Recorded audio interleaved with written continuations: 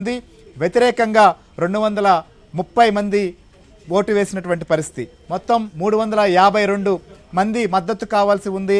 54 ఓట్ల మద్దతు లేకపోవడంతో ఈ బిల్లులు వేగిపోయినాయి. సో పుల్లారావు గారు ఏం చెప్తారు? సో ఈ బిల్లుకు సంబంధించిన విషయం పైన మొదటి నుంచి కొంత సందేహం ఉంది.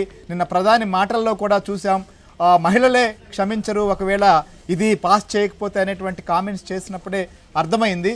కానీ ఇవాళ జరిగినటువంటి పరిణామం ఓవరాల్గా మొదటి నుంచి ప్రతిపక్షాలు చెప్తున్నటువంటి అభ్యంతరాలు లేదా ప్రభుత్వం చెప్తూ వస్తున్నటువంటి మాట ఇవన్నీ కూడా విన్న తర్వాత ఇలాంటి ఫలితాన్ని ఎక్స్పెక్ట్ చేశారా?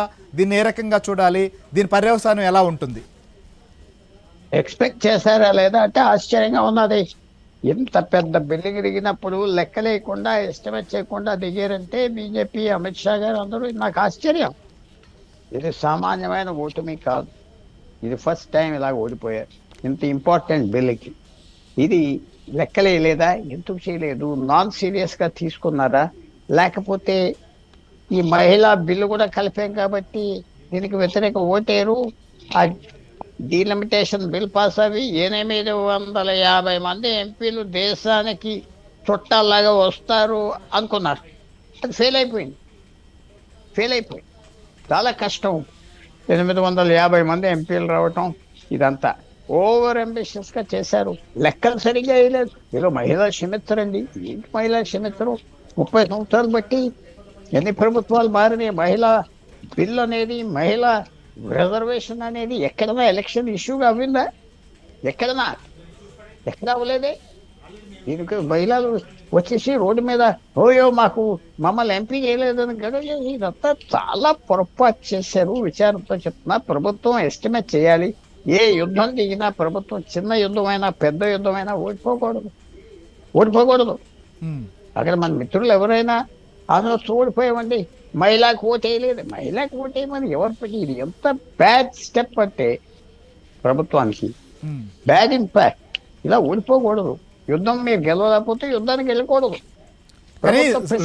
సభలో ఇది ఓడిపోవచ్చేమో కానీ ప్రజాక్షేత్రంలో దీనికి సమాధానం చెప్పాల్సినటువంటి పరిస్థితి ప్రతిపక్షాలకు వస్తుంది అనేది మోదీ, అమిత్ షా చెప్తున్న మాట.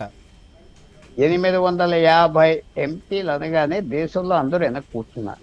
అదే లెక్క ఒక 650 ఎంపీలు 625 ఒక 100 పెంచుతున్నామంటే ఈ బిల్లు క్లియర్ అయిపోతున్నాం.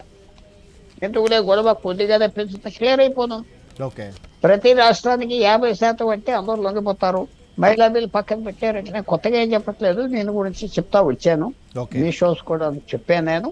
ఇది 3 రకాలుగా చూద్దాం. ఒకటి, మీరు గెలుస్తారు, ఓడిపోతారు ఎస్టిమేట్ చేయకపోవటం చాలా తప్పు. రెండోది, 850 ఎంపీలు పెడతాం, తగ్గవంటాం.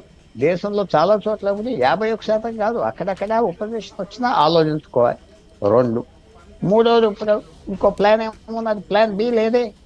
ప్రజల దగ్గరికి వెళ్తాం, ప్రజల దగ్గరికి రోజు వెళ్ళండి. ఏం చేస్తారు? అయిపోయింది ఇష్యూ. ఇది చాలా కష్టం. అనవసరంగా దిగారు. ఎవరు సలహా ఇచ్చారు? తర్వాత ఓడిపోయిన ప్రజలే జవాబు చెప్తారు. అవన్నీ చెప్పుకుంటే మనకు అనవసరం కాంట్రవర్సీ. చాలా పొరపాటు చేశారు అన్ని విధాలుగా. ఇలాంటి ఓటమి వచ్చేది కాబట్టి రేపటి నుంచి చాలా సెట్ బ్యాక్ సైకలాజికల్గా దేశంలో ఉంటుంది. ఏదో ఓటర్లు వేసేస్తారు. బీహార్లో, తమిళనాడులో వేసినారు కాదు.